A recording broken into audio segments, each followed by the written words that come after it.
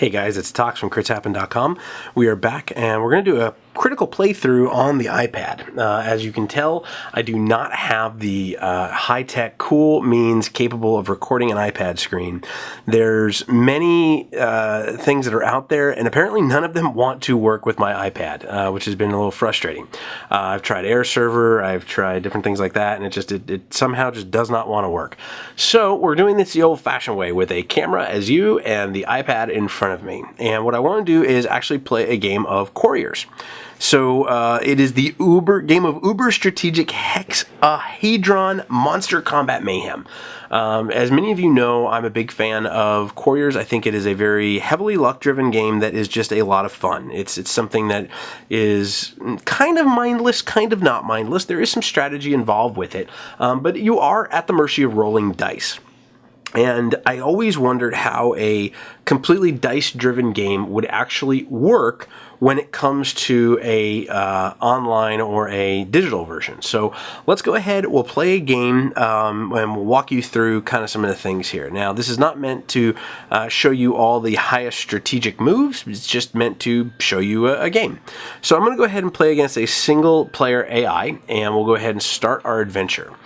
This is not the best application in terms of nitty-gritty details, and we'll get into that, and I'll show you a little bit about that and what that means. But here you can see our first dice roll. So they kind of have that dice view of everything rolling out.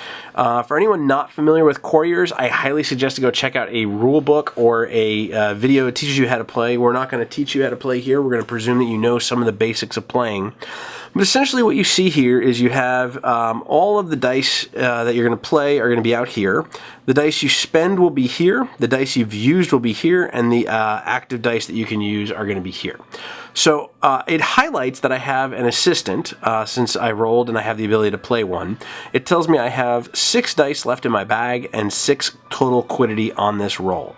Now if I go ahead and bring this out, I can drag and drop him. It will automatically choose a die for me for quiddity, and it'll take my quiddity down to 5.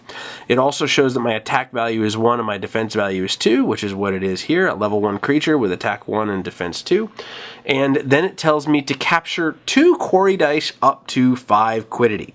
Now, I'm going to openly admit that I have not kept up with all of the rule changes, but as I have always understood Quarriors, you're only allowed to capture 1 die from the wilds, which is this area up here.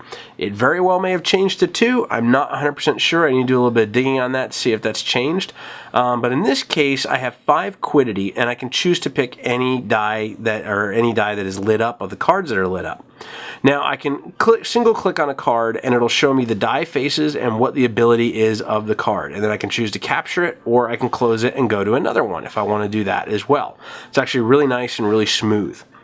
If I want to capture, I can open it up and click capture, or I can simply drag it down. Now you'll notice there's no animation of me dragging it down, but once I let go, I have that die. So again, kind of devil in the details kind of thing of, would it have been nice to see me dragging a die down when I did that? Yeah, it would have been great, but it didn't do that. Now, you'll see that the AI player had the ability to re-roll, so it did that. You'll also notice it just said new turn, crits happen. Well, it's not really a new turn for me. It's actually my ability to block. This is probably the most disappointing and frustrating thing about this application. He can't defeat me. He has a single assistant and I have a single assistant. He has 1 attack and I have 2 defense. I should not have to necessarily do this and drag my defender up there because it automatically means I'm going to win. So I really wish that the battles maybe in a future patch will get a little better at that. So we'll see how that works. And I can tell you from my experience in online play, that is brutal in 3 and 4 player game, because that stoppage right there happens at everyone's turn. It turns asynchronous play into a really long, drawn out thing. Now, since I had my assistant score, I can then cull a die if I want to go ahead and cull a die, and I simply click it. If I choose to do something else, I can click it again and change it out, or I can drag it and drop it in as well. I can do either one of those however I want to do it. Oh, maybe it's not going to let me. I thought it did. I guess it doesn't. All right. And then I can confirm to cull that die, and then it's going to pull 6 dice out of my bag and roll those for me automatically. And again, I have the assistant, so I can go ahead and play that and leave me with 4 quiddity. And again, if I wanted to see something, I can just simply click on it to open it up. I don't have to only look at the ones that are lit up. If I wanted to look at one that was not lit up, I can do that as well, so I can get an idea for cards I don't have access to yet. I think this time we're going to go ahead and take a portal, and we'll capture one of those.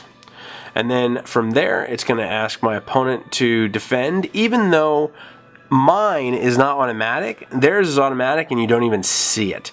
In fact, a lot of times it's hard to see what characters they chose to defend with without looking at their used pile and their ready pile and what moved over.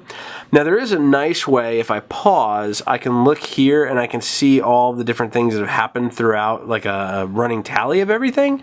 But it's still, it would have been nice if they're going to make me go through the process of defending manually, if the AI would have done that as well. Now in this case, he's going to defeat me. He's got 2 attack, I have 2 defense, so my guy's going to get kicked out and go to my used pile. You'll notice that my used pile now has 2 little pips when it comes back here. Well, it may not now because everything's been shifted around. But if you have more dice, you just have pips and you can scroll up and down in each of the sections. So in this case, we're going to bring out a lot of assistants. Let's go ahead and bring these guys out. We'll defeat one of his assistants, and you'll notice it just disappears and goes to his used pile. There's no animation around him defending or anything like that, which, again, devil in the details. Really, really wish it did that. So that's going to put us in a position where he's going to get another die. I'm going to have the ability here to go ahead and take a die from the wilds. I'm going to skip that. He's going to score his assistant, get 1 more glory, and have 2 glory. And depending on what he rolls, may or may not hurt us. And it looks like he's going to hurt us here pretty bad. So let's see what happens. So he's bringing out a goblin, and he's bringing out an assistant. So he has 3 attack. I have 6 defense. I'm going to go ahead and defend with 1 guy. He'll be destroyed. I have 1 more attack and 4 defense to deal with, so I'll bring my second one up. And that's it. So I'll keep 2 assistants. I will gain 2 glory on my turn, and then I will cull up to 2 dice. So since we culled a quiddity die, I think we'll cull a quiddity and a assistant die here. And then now we have a new roll. And it looks like I'm going to bring out my warrior here and my assistant here. And then I have 2 left over, which again is only going to leave me the assistant or the basic quiddity. I'll skip that. He'll score both his guys because my attack was only 2 and didn't have enough to defeat him. So he's going to go up to 5 glory. He's doing pretty well. And it looks like he's got some spells. Nope, it looks like he's got some quiddity. So he's got quite a bit of quiddity. And I'll score my guys, get me up to 7, which is kind of nice. And then I can cull 2 dice again. I think I'll go ahead and do another combination of a basic quiddity die and an assistant die. And now we have a lot of quiddity. So it looks like we have 6 quiddity. I really, really like the warrior. I could get the growth incantation, which actually could be pretty good. I think we'll get a growth incantation right now. We'll skip getting a second die of up to 1 quiddity, and we'll go ahead and let the AI come at us and see what they've got.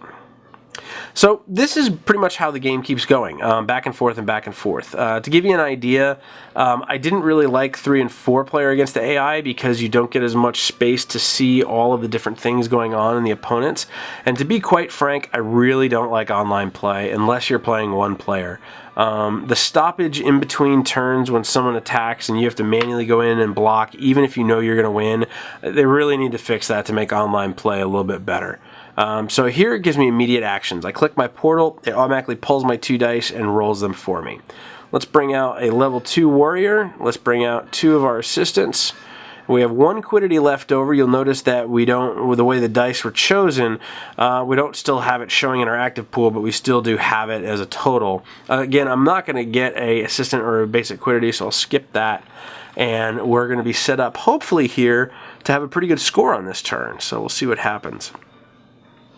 Now, the AI is not the brightest. That's the easiest way I can say it. Now, it is a very luck-driven game, so I can imagine it's kind of hard to make a AI around that, but I really wish it was a little better in some cases. We'll go ahead and cull 3 dice here. And there's a lot of times where I've seen, like, for example, they will block with a dragon and lose their dragon and keep assistance out. And I'm like, what are you doing? That's crazy. So there are some things that are pretty interesting in terms of how the AI works. It's great for pass and play. So we'll go ahead and use this spell. You can see when you click on it, you have the use button here. We'll use that. Pick any 2 dice to reroll. I'm going to pick 2 basic quiddity die and hopefully get some 2s out of those. And doesn't look like it. Okay. So we will bring out our warrior and we will bring out an assistant. And then we have 3 total quiddity to buy with. And I think, let's see, we have the ghostly spirit. You can cull a basic quiddity die. We've already got a lot of those out. And the goblin is always fun too. So we'll go ahead and get the goblin. And then the opponent is going to go as well. And you see in this case, the opponent has 2 spells up here and hasn't used either one of them yet. Go ahead and defend with our warrior. And to give you an idea here, so on our turn we'll score. We'll go to 17 to 5, so we're doing pretty well. We'll cull 2 dice and roll. And what I'm trying to get to here, so I can show you the spell here. So the Shaping Charm is what he has 2 spells of. Cast this spell to rotate all creatures in your ready area up 1 level if possible. He hasn't used it at all, and I think there's been at least 1 case where he could have used it, which is really interesting. Again, I'm not sure what logic they put behind it or how they did that, but again, this is much better in terms of logically using the cards or the dice at your ability in pass and play than against AI. So in this case, we'll go ahead and we'll bring our guys out and we will cast a spell, or we're not cast a spell, excuse me, and then we'll go ahead and I think we'll actually go ahead and get this spell, the Shaping Charm, to add. We probably won't be using it, so we'll see how it works out. This may be the last turn. Looks like it will be, yes, unless he uses his spells here and does some major damage. Which again, see, he didn't. He had the ability to rotate his guys up, and didn't choose to do that. So we'll go ahead and block, and we'll block all 3 damage, and we're going to go ahead and score and win on our turn. So that right there is Quarriors. We scored 21. 20 is the goal in a 2-player game. And that's Quarriors. Says game over. Crits Happens wins with 21 glory, and that is it. So I hope you guys liked it. It gives you an idea how the gameplay works. It is fairly streamlined. It's good. It's not great. I have learned to enjoy it more over the more times I play it. I will definitely say this. The tutorial is not very good. And the help section is really nothing more than a scanned-in version of the rulebook. So, you know, I don't know. I think a new player, if they're experienced at board games, could pick up this app and learn it and probably get a good idea of it. But I really think that this is meant for more of the experienced Quarriors player. So that is Quarriors. We hope you liked it. Let us know your thoughts. Leave your comments below in the YouTube channel. Of course, you can join in the discussion on Facebook, Twitter, and Google Plus by searching Crits Happen, or you can find us at our homepage at critshappen.com. But until we see you next time, we hope you enjoy all of your glory-seeking times inside of Quarriors, be it on the app or on your table. Thanks so much for watching. Keep rolling those dice, and we hope they're all crits.